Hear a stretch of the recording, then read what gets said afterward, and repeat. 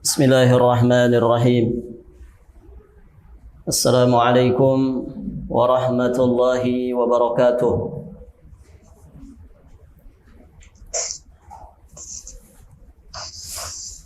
Alhamdulillahi rabbil alamin. Wa bihi nasta'inu ala umuri dunya waddin.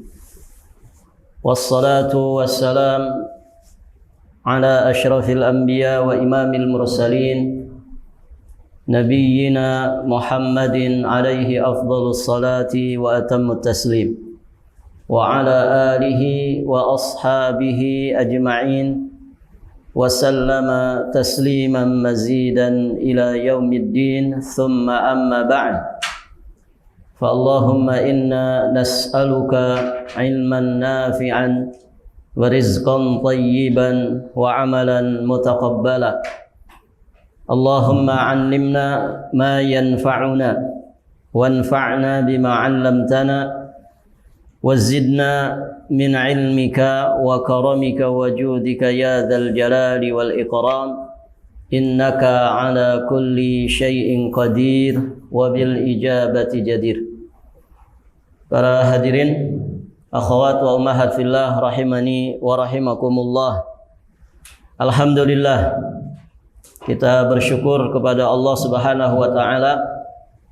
Pada kesempatan ini kita dimudahkan Allah Subhanahu wa taala untuk kembali melanjutkan pelajaran kita masih di pembahasan tentang tafsir juz amma, di pembahasan surat At-Tin. Sebelumnya kita sudah menyelesaikan pembahasan dari surat Al-Insyirah, dan insyaallah pada kesempatan ini kita akan membahas surat yang baru, yakni surat At-Tin. Ibu-ibu yang dirahmati Allah, surat At-Tin itu surat nomor keberapa? Surat nomor ke-95. Ayatnya ada 8. Termasuk golongan surat Makkiyah menurut sebagian ulama. Jumhurul ulama menyatakan, mayoritas ulama berpendapat bahwasannya surat At-Tin ini termasuk golongan surat-surat Makkiyah yang diturunkan Allah Subhanahu wa taala sebelum peristiwa hijrahnya Nabi ke Madinah. Namun di sana ada sebagian ulama yang berpendapat bahwa surat At-Tin ini termasuk surat Madaniyah.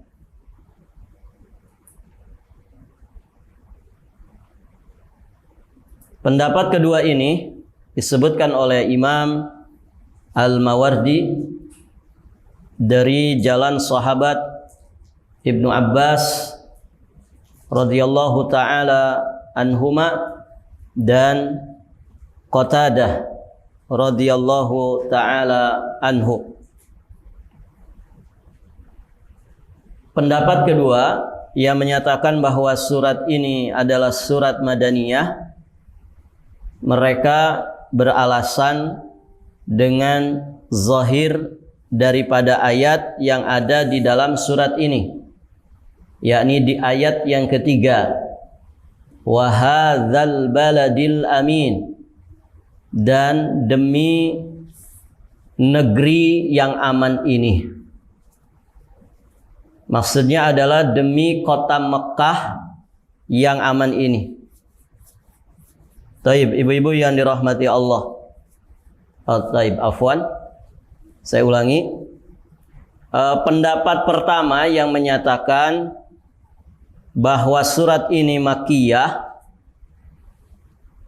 itu berlandasan kepada ayat ketiga dari surat ini.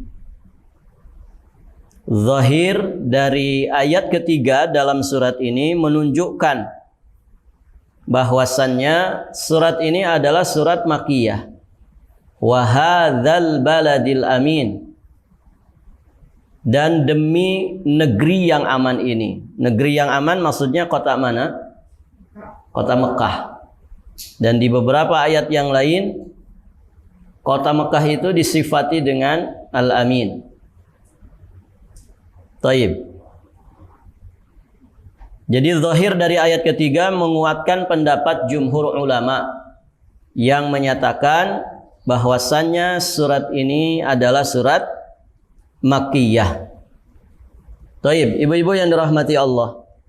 Sebelum kita masuk ke pembahasan tafsir dari surat ini yang dijelaskan oleh Syekh Al-Alamah Muhammad bin Saleh Al-Utsaimin dalam kitab tafsirnya, yakni tafsir Juz Amma ini, kita akan sebutkan dulu beberapa poin muqaddimah tentang surat ini. Mudah-mudahan ini bermanfaat bagi kita sebagai pembuka untuk mempelajari surat At-Tin. Tadi kita sudah jelaskan tentang pendapat para ulama berkaitan dengan surat At-Tin ini, apakah Madaniyah ataukah Makkiyah. Dan Allahu a'lam, ya pendapat pertama ini lebih sesuai dengan zahir daripada ayat yang ada di surat At-Tin ini. Bahwa jumhur ulama menyatakan surat ini adalah surat Makkiyah. Taib. Ibu-ibu yang dirahmati Allah. Ada beberapa riwayat berkaitan dengan surat At-Tin. Yang pertama adalah satu riwayat di dalam Sahih Al-Bukhari. Disebutkan bahwasannya annan nabiyya sallallahu alaihi wa alihi wasallam kana fi safarin faqara'a fil isya'i fi ihda rak'ataini bitini waz-zaituni. Dari Adi, beliau berkata, aku mendengar Al-Barra radhiyallahu taala anhu berkata bahwa Nabi sallallahu alaihi wasallam ketika safar, di salah satu safarnya Nabi pada salat Isya, beliau membaca, yakni pada salah satu dari 2 rakaat di dalam salat Isya-nya, beliau membaca watini waz-zaituni. Watini waz-zaitun. Maksudnya Nabi sallallahu alaihi wasallam di salat Isya itu membaca At-Tin, ya surat At-Tin, watini waz-zaituni. Taib, ibu-ibu yang dirahmati Allah. Di sini ada pelajaran bagi kita, ya, bahwasannya di saat safar, maka ibu-ibu yang dirahmati Allah, ya, salat kita selayaknya diringankan. Ya, diringankan dalam artian bukan berarti tidak tumakninah, tapi diringankan karena kondisi kita safar. Karena safar di masa itu tentu safar yang begitu berat. Banyak sekali masyaqqah yang didapatkan di saat orang safar ketika itu. Di masa kita saat ini pun demikian, ya. Ada kalanya orang itu safar dengan safar yang sangat melelahkan. Banyak sekali dia mendapatkan masyaqqah di saat dia melaksanakan safar. Maka ada rukhsah di dalam agama kita ini untuk kemudian kita mengqashar salat, kemudian ibu-ibu yang dirahmati Allah meringankan salat-salat kita. Nah, di sini Nabi membaca pada salat Isya di saat safar dengan bacaan surat At-Tin. Nah, padahal di sana ibu-ibu yang dirahmati Allah, ada juga riwayat dari sahabat yang mulia Umar ibn al-Khattab radhiyallahu ta'ala anhu. Beliau pernah menulis surat kepada Abi Musa al-Ash'ari radhiyallahu ta'ala anhu. Jadi diriwayatkan anna Umar kataba ila Abi Musa an iqra fi subhi bi tiwalil mufassal wa qra fi dhuhri bi awasitil mufassal waqra fil maghribi biqisaril mufassal. Jadi Umar pernah menulis surat kepada Abu Musa al-Ash'ari, di mana di dalamnya ada perintah dari Umar ibn al-Khattab. Kata beliau, bacalah pada salat subuh tiwalul mufassal, dan bacalah pada salat zuhur awasit al-mufassal, dan bacalah pada salat maghrib kisarul mufassal. Taib, ibu-ibu yang dirahmati Allah, nanti kita jelaskan ya. Jadi di sini Umar ibn al-Khattab berpesan ya kepada Abu Musa al-Ash'ari, kalau salat subuh baca ya tiwalul mufassal, kalau salat zuhur bacalah awasit al-mufassal, kalau salat maghrib bacalah kisarul mufassal. Nah, di sini ada pelajaran untuk kita semua, ibu-ibu yang dirahmati Allah, tentang taksim suwaril Quran. Pembagian surat-surat di dalam Al-Quran. Jadi surat-surat di dalam Al-Quran itu bisa kita bagi menjadi 4 bagian. Di kitab tidak ada, ibu ya. Ini tambahan faidah. Yang pertama, as-sab'ut tiwal.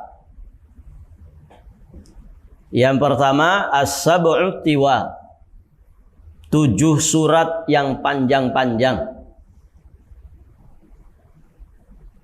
Surat apa saja itu, Bu? Jelas ya. Pertama, Al-Baqarah. Yang kedua, Ali Imran. Yang ketiga, An-Nisa. Yang keempat setelah An-Nisa apa? Setelah surat An-Nisa apa, Bu?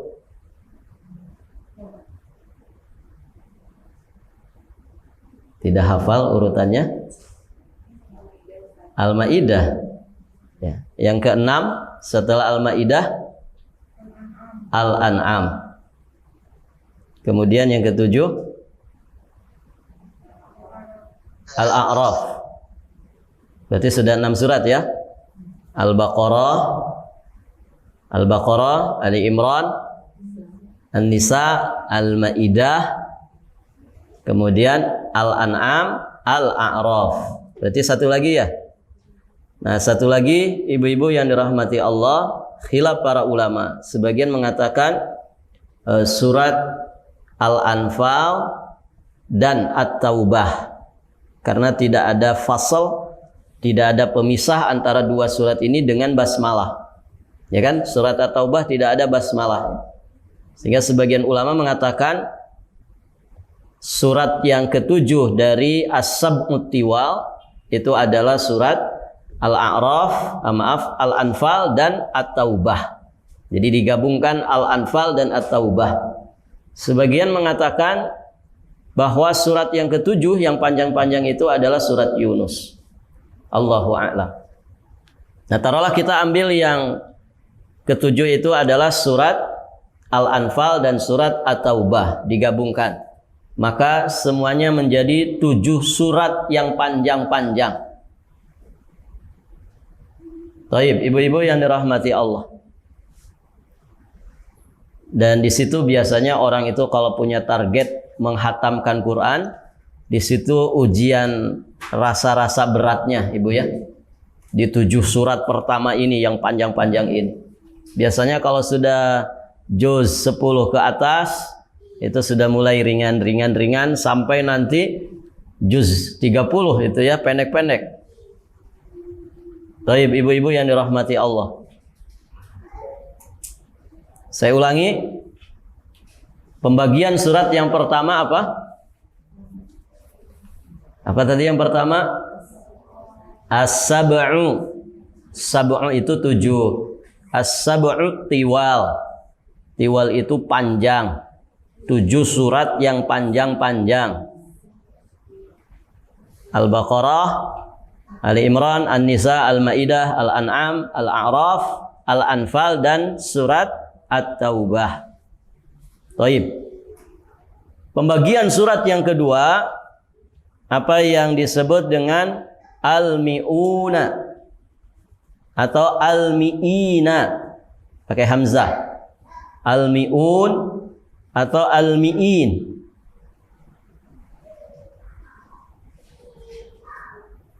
Maksudnya apa ini? Surat yang disebut al-mi'un atau al-mi'in ini allati yazidu 'alal mi'at fi adadi ayatiha. yakni surat-surat yang lebih dari 100 ayat. 100 ayat ke atas. Surat-surat yang lebih dari 100 ayat. Jadi bilangan ayatnya lebih dari 100. Nah, itu disebut dengan surat al-mi'un atau al-mi'in. Dari kata mi'atun. Mi'ah itu apa? 100.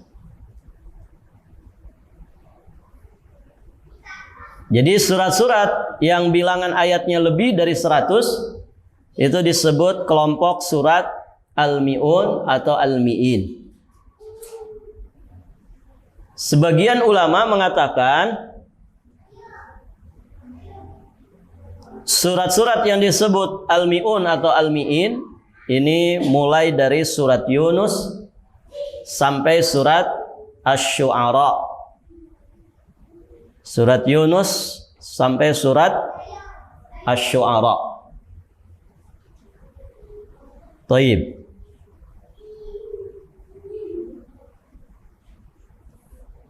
Itu yang kedua. Jadi yang kedua apa namanya? Al-mi'in atau al-mi'un. Apa artinya, Bu? Surat-surat yang bilangan ayatnya lebih dari 100 ayat. Yang berikutnya al-mathani. Kelompok surat yang disebut dengan al-mathani. Kenapa disebut al-mathani? Karena surat-surat ini sering dibaca oleh para imam sholat. Al-mathani itu artinya yang sering diulang-ulang bacaannya.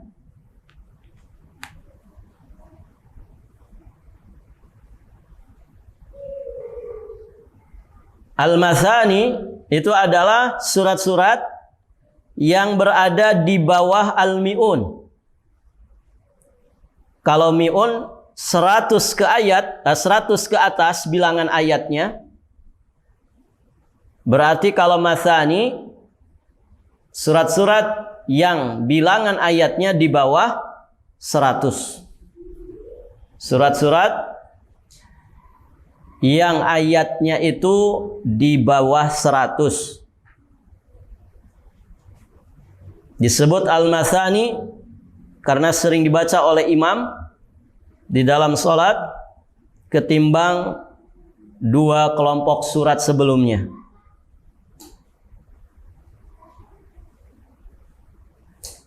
Itu al-mathani. Pokoknya surat-surat yang ayatnya di bawah 100 atau 100 ke bawah. Nah, itulah kelompok surat al-mathani. Taib. Yang keberapa sekarang? Yang keempat. Yang keempat disebut dengan surat al-mufassal.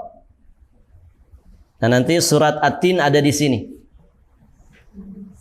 Surat al-mufassal. Mufassal itu apa, Ibu? Surat yang terpisah-pisah. Makanya kelas di dalam bahasa Arab disebut faslun. Kenapa kelas disebut faslun? Kenapa, Bu? Karena disekat-sekat, dipisah-pisah. Ini kelas 1, itu kelas 2, itu kelas 3. Begitu kan? Faslun. Al-mufassal, surat yang disebut surat mufassal, maksudnya karena surat itu banyak sekali pemisahnya. Maksudnya banyak pemisah pakai basmalah. Nanti mulai dari awal surat tiba-tiba nanti berakhir dipisah lagi sama basmalah. nanti pendek saja, dipisah lagi pakai basmalah. Nah, saking pendeknya surat-surat tersebut sehingga banyak sekali pemisahnya. Maksudnya banyak sekali sekat basmalahnya. Kalau dari Al-Baqarah ke Ali Imran, itu kan mau nemu basmalahnya itu panjang Ibu ya. Ini kapan ya? Mulai awal suratnya. Kok nggak nyampe-nyampe begitu. Panjang 2 juz sekian halaman. Itu dari Al-Baqarah ke Ali Imran. Nah, kalau surat-surat mufassal ini baru baca sebentar sudah ada sekat basmalah lagi. Baru baca sebentar sudah ada sekat basmalah lagi. Jadi surat-surat yang banyak pemisahnya. Begitu. Karena suratnya itu pendek-pendek, makanya disebut dengan surat Al-Mufassal. Nah, ibu-ibu yang dirahmati Allah, surat Al-Mufassal itu dibagi 3. Tadi kita sebutkan di riwayat siapa tadi? Riwayat Umar ibnul Khattab radhiyallahu taala anhu yang memerintahkan Abu Musa al-Asy'ari yang ketika itu menjabat sebagai pemimpin di satu daerah kekuasaan Khalifah Umar ibnul Khattab. Umar ibnul Khattab memerintahkan supaya kalau di sholat subuh itu yang dibaca adalah tiwalul mufassal, kemudian kalau di sholat zuhur dengan awasid al-mufassal, kalau di sholat maghrib membaca qisarul mufassal. Nah, jadi surat-surat mufassal itu dibagi 3. Yang pertama disebut dengan tiwalul mufassal. Yang pertama disebut tiwalul mufassal. Surat mufassal yang panjang. Dia sebetulnya sudah masuk kategori surat pendek, tapi dia yang terpanjang dari surat-surat pendek yang ada dalam Al-Quran. Nah, itu namanya surat tiwalul mufassal. Tiwal itu dari kata tawilun. Bu, kalau belajar bahasa Arab kan ada tawilun, ada qasirun. Tawil itu panjang, kalau qasir pendek. Begitu ya. Jadi yang pertama tiwalul mufassal. Tiwalul mufassal berarti surat mufassal yang panjang. Dari sekian banyak surat-surat mufassal, nah ini yang panjangnya. Dimulai dari mana? Ada khilaf di kalangan para ulama mulainya surat tiwalul mufassal ini. Sebagian mengatakan mulainya dari surat Al-Hujurat. Surat yang ke-49. Tapi yang masyhur dimulainya itu dari surat ke-50, yakni surat Qaf. Dimulai dari surat Qaf sampai surat Al-Mursalat. Jadi dari surat Qaf sampai surat Al-Mursalat itu namanya apa? Tiwalul mufassal. Jadi surat-surat Al-Mufassal itu terbagi menjadi 3. Yang pertama tiwalul mufassal, ini dimulai dari surat Qaf sampai surat Al-Mursalat.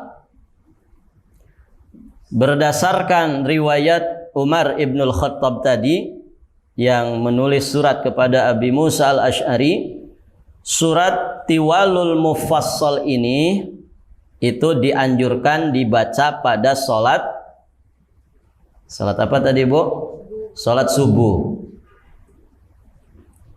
Baik. Yang kedua yang disebut dengan awasitul mufassal atau awsatul mufassal, sama saja. Awsat atau awasit al-mufassal. Dari kata wasatun. Wasatun itu apa artinya? Tengah ya, pertengahan, tengah-tengah. Jadi dia surat-surat yang pertengahan dari surat-surat mufassal. Dimulai dari surat An-Naba. Dimulai dari surat An-Naba sampai surat Al-Lail. Sampai surat Al-Lail.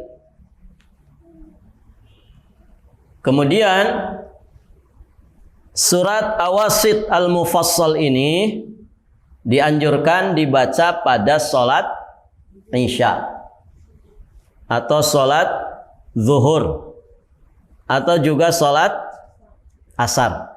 Ini pertengahan ya. Jadi subuh itu Ibu sebetulnya sunnahnya berdasarkan riwayat Umar ibn Khattab tadi, itu sunnahnya dibaca yang panjang-panjang. Ya, kalaupun mau membaca mufassal, ya pilih tiwalul mufassalnya itu. Tapi sekali habis ya, gitu ya. Maksudnya satu surat sekali habis, tidak diambil 5 ayat gitu ya. Itu mah sama saja jadinya pendek begitu ya. Jadi sampai habis surat tiwalul mufassal itu di salat subuh. Nah, yang pertengahan itu dibaca di salat Isya ya, di salat Zuhur dan juga di salat Asar. Taib. Yang ketiga, qisarul mufassal dari kata qasir. Qisarul mufassal berarti surat-surat mufassal yang paling pendek. Dimulai dari surat Ad-Duha sampai surat apa? Sampai surat An-Nas. Ini surat-surat favoritnya kita. Gitu ya. Standar nasional Indonesia lah gitu ya. Mau sholat apapun yang dibaca itu qisarul mufassal gitu. Dari Ad-Duha sampai An-Nas gitu. Taib, ibu-ibu yang dirahmati Allah. Ya, seharusnya ditingkatkan levelnya, ya. Tingkatkan levelnya. Begitu. Jangan qisarul mufassal aja. Hayo itu yang dihajar gitu kan. Salat tarawih, salat apapun qisarul mufassal. Jadi kalau giliran baca sabihis itu sudah rasa-rasanya panjang sekali gitu. Padahal cuman sabihis gitu. Baik, ibu-ibu yang dirahmati Allah. Nah, kita kembali ke riwayat Imam Bukhari tadi, bahwa ternyata Nabi pernah di safarnya di salat Isya membaca watini wazzaitun. Padahal ibu-ibu yang dirahmati Allah, atin wazzaitun itu masuk surat yang mana, Bu? Dari surat-surat mufassal. Surat Ad-Duha sudah kita bahas kan? Taib. An-Naba sampai surat Al-Lail itu namanya Awsat Al-Mufassal. Berarti dari Ad-Duha sampai An-Nas itu qisarul mufassal. Jadi surat At-Tin ada di mana? Qisarul mufassal. Nah, dari riwayat Imam Bukhari tadi, ternyata Nabi dalam safarnya pernah di salat Isya itu membaca qisarul mufassal. Padahal qisarul mufassal dari riwayat Umar ibn Khattab itu dibacanya di salat maghrib.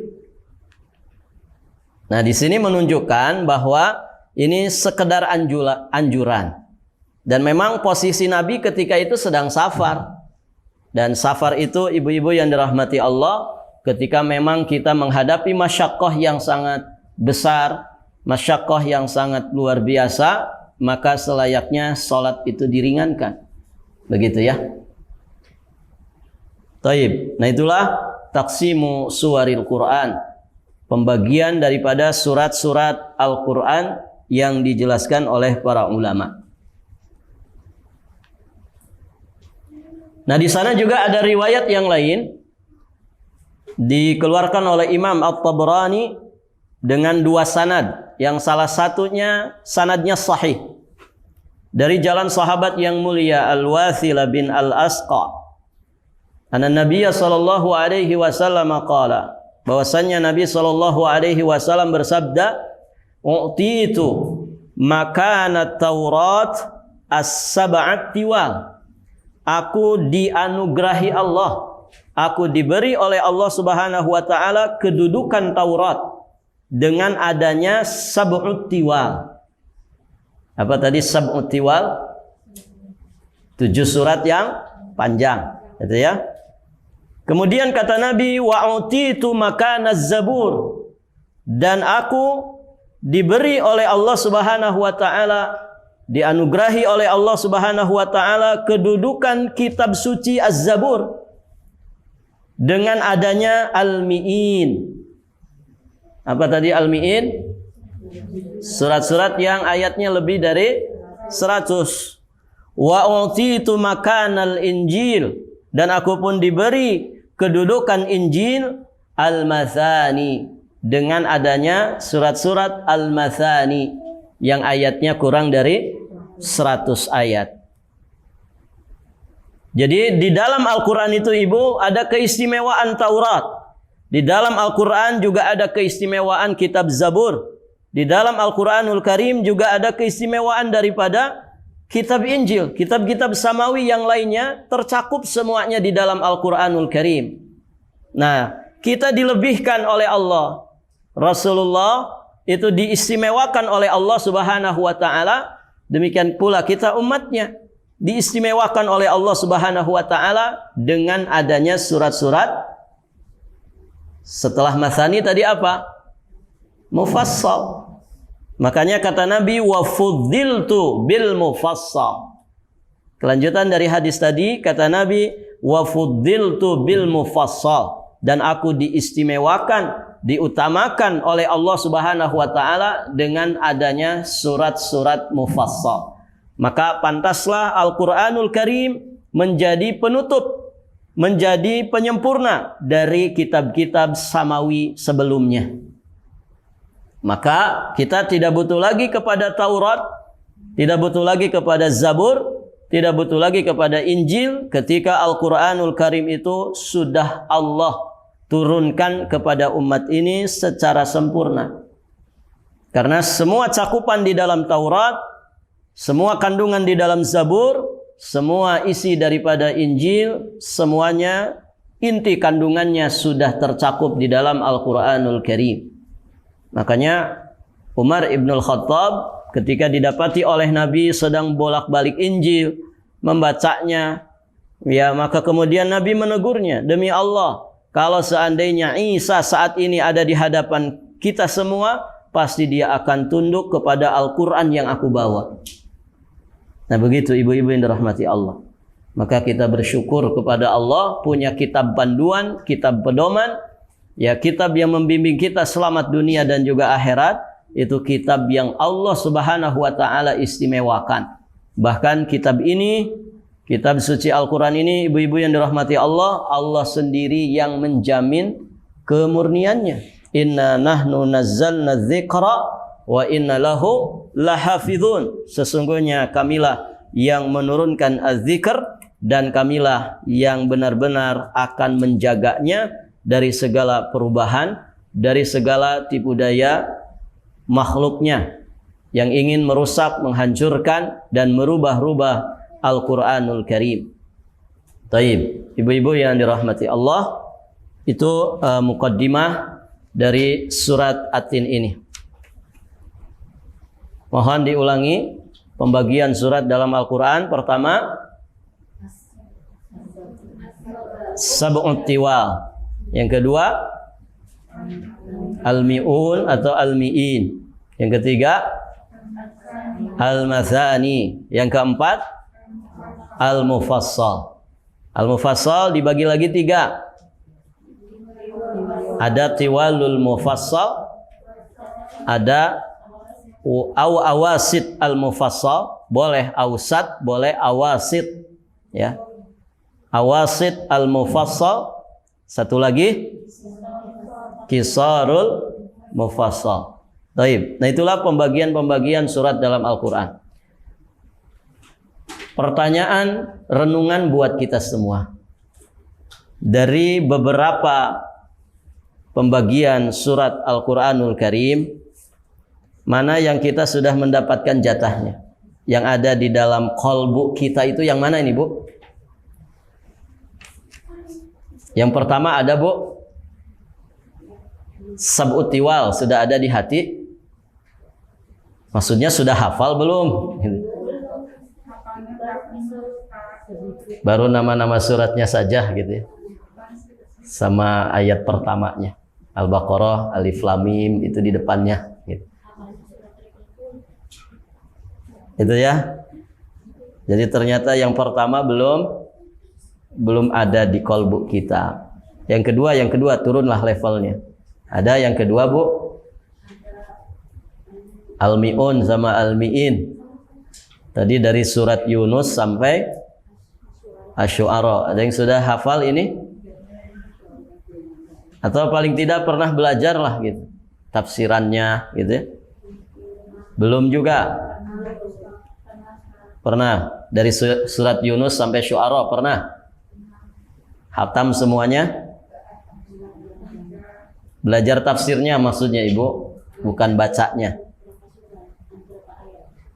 Taib. Mungkin ayat-ayat pilihannya pernah lah ya.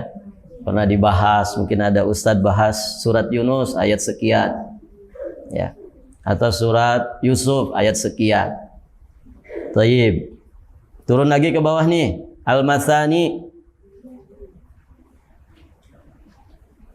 Ada yang hafal surat-surat Al-Mathani? Turun lagi lah ke bawah. Mufassal. Surat Qaf. Surat Qaf. Alhamdulillah ya, sebagian jamaah ibu-ibu yang saya bina itu sekarang ada di pembahasan surat Qaf, surat ke-50. Tapi mulainya dari 2010-an. Ya. Dari surat An-Nas terus ke atas. Nah, sekarang sudah ada di surat Mufassal. Sebagian dari jamaahnya sudah berpindah alam, begitu ya. Alhamdulillah, tapi sebagian besarnya masih bertahan.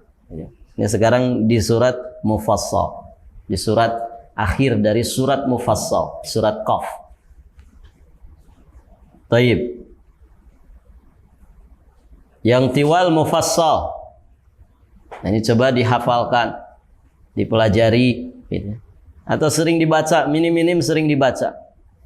Walaupun itu sebetulnya level yang di bawah, begitu ya. Makanya ada asar dari salah seorang sahabat, di zaman ini banyak orang menjadikan mengamalkan Quran itu sebatas membacanya saja.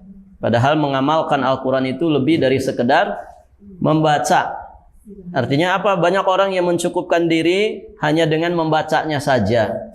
Kalau sudah membaca Al-Quran berarti kita sudah mengamalkan, mempraktekkan Al-Quran. Padahal Al-Quran untuk ditafakuri, ditadaburi, dan untuk diamalkan, bukan untuk dibaca saja.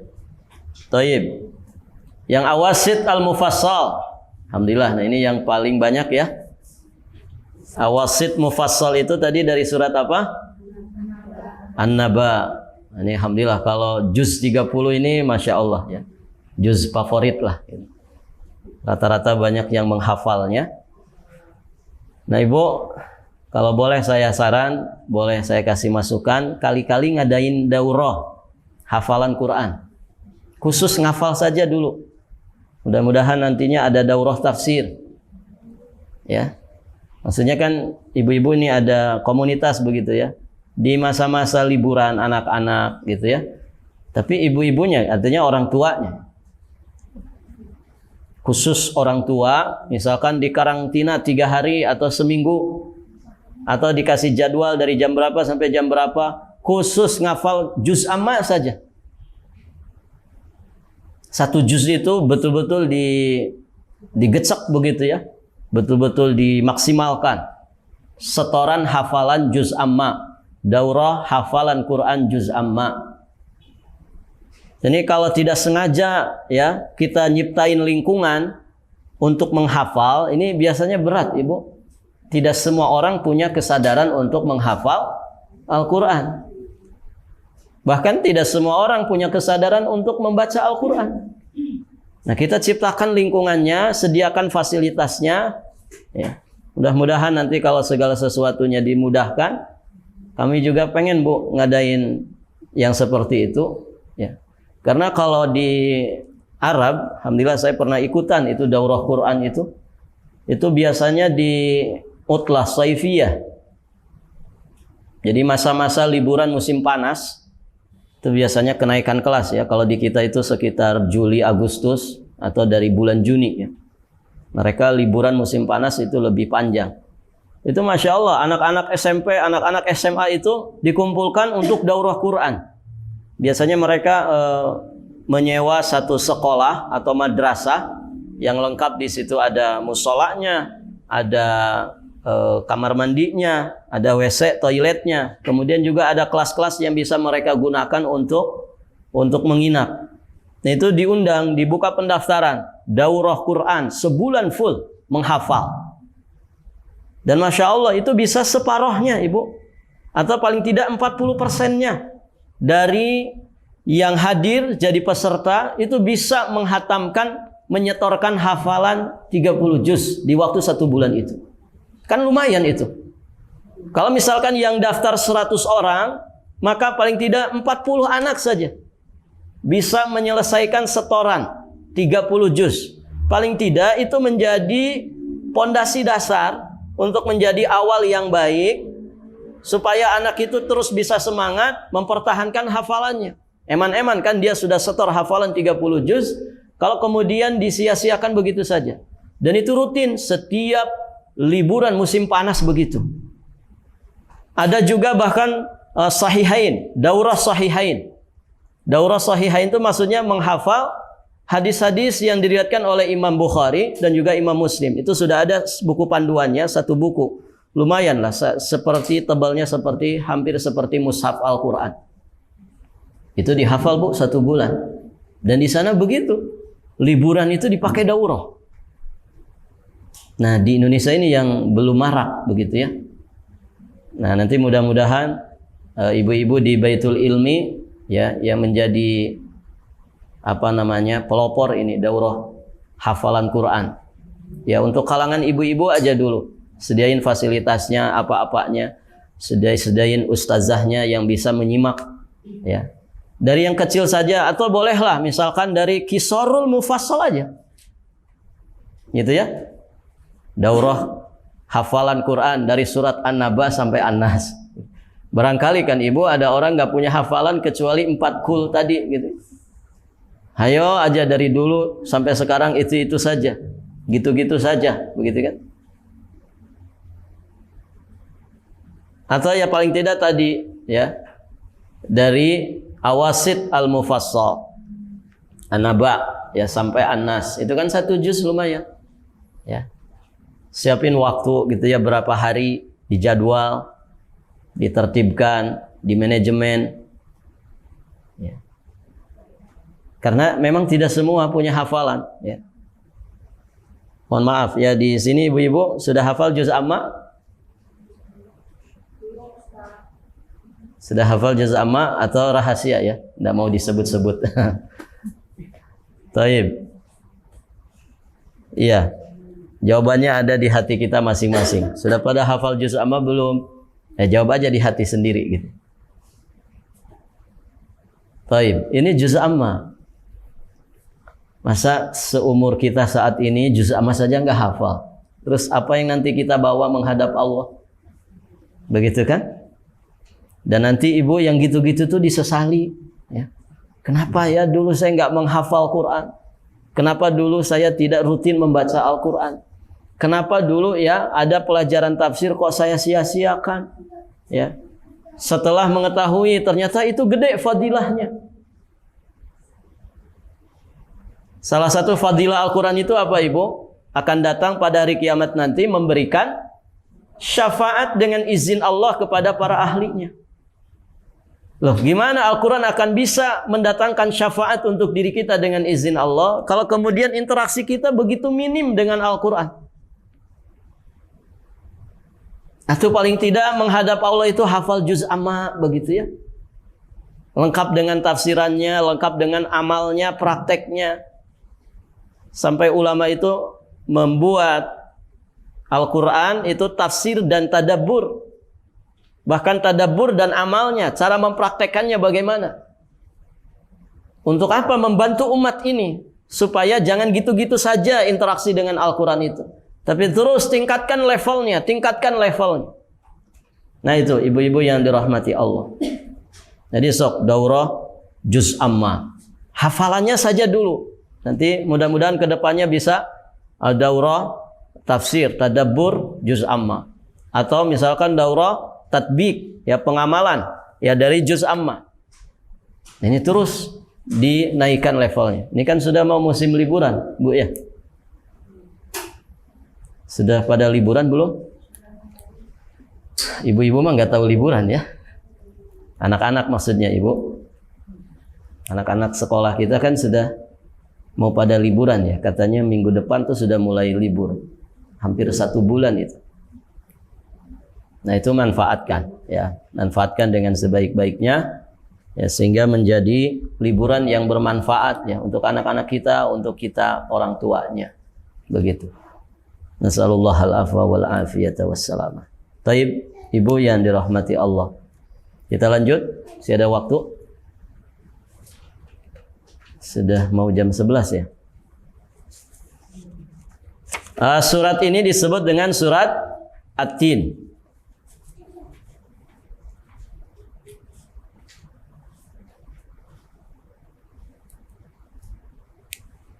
Diambil dari ayat pertamanya. Wat-tini. Apa artinya at-tin? Artinya at-tin, ibu-ibu yang dirahmati Allah, maksudnya adalah buah at-tin. Pernah tahu buah tin, ibu? Alhamdulillah, di kita sekarang sudah mulai populer ya. 5 tahun belakangan ini sudah banyak yang membudidayakan buah at-tin. Karena alhamdulillah mudah tumbuh gitu. Yang mungkin rada sulit itu kita nyari buah zaitun. Taib, ibu-ibu yang dirahmati Allah, zaitun tuh banyak numbuh di mana? Di negeri Syam, ibu ya. Kalau nggak salah juga di Turki. Buah zaitun. Pernah makan buahnya, Bu? Biasanya ada manisannya ya. Ada manisannya. Kemudian ada bijinya. Nah, yang sering kita jumpai di Indonesia itu apanya? Minyaknya. Minyak zaitun alhamdulillah sudah banyak tersebar di mana-mana. Tapi buahnya ini tentu di tempat-tempat tertentu saja. Tin dan zaitun itu maksudnya adalah nama buah. Buah tin dan juga buah zaitun. Taib.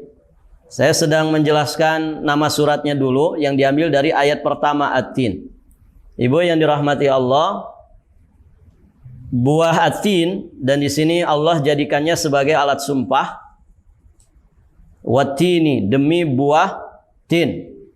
Dalam kaidah qasam disebutkan bahwa ketika Allah bersumpah dengan sesuatu, maka sesuatu yang dijadikan landasan atau dasar sumpah itu pasti memiliki keistimewaan tersendiri. Nah, buah tin ketika dijadikan alat sumpah oleh Allah, maka tin ini pasti memiliki keistimewaan, memiliki kedudukan tersendiri.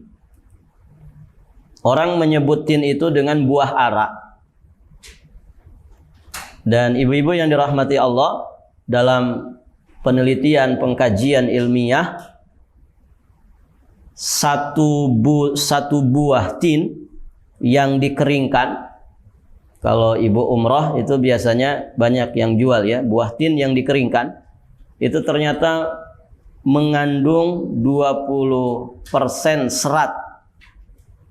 Jadi kalau kita makan satu buah tin, buah tin, buah ara, kita makan satu buah saja, itu sudah mengandung 20% serat dari yang dianjurkan dikonsumsi setiap harinya.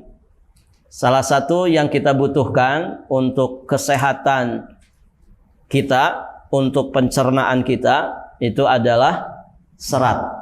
Nah, satu buah tin itu Ibu sudah mengandung 20% serat yang dianjurkan dikonsumsi oleh manusia setiap harinya. Masya Allah.